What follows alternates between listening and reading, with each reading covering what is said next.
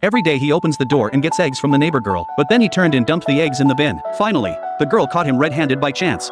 Don't you want them? Julie, I mean, look at your backyard. It's a complete mess.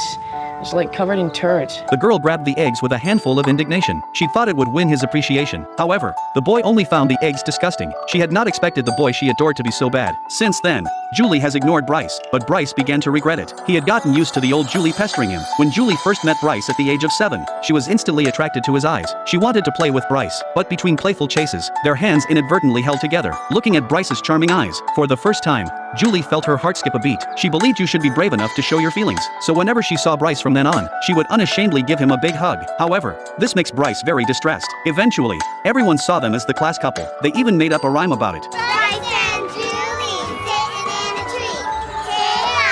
K-I-S-S-I-N-G. Bryce didn't like it, but he didn't dare talk to Julie about it. It wasn't until they were in 6th grade, Bryce finally came up with a great idea. That is to pretend to pursue the school's flower girl, and purposely. In Julie's sights, he staged a show of getting close to the school beauty queen, and unsurprisingly, Julie really started to alienate Bryce. However, the happiness was brief. Not long after, Bryce's friend Gary, because he had a secret crush on Sherry, he revealed Bryce's true intentions.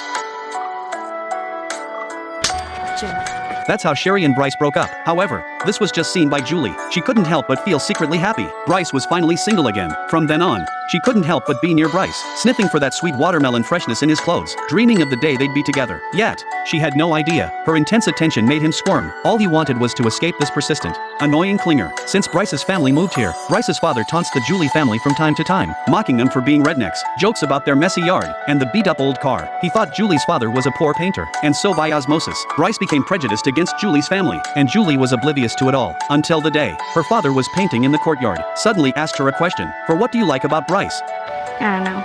I guess it's something about his eyes. Or maybe a smile. What about him?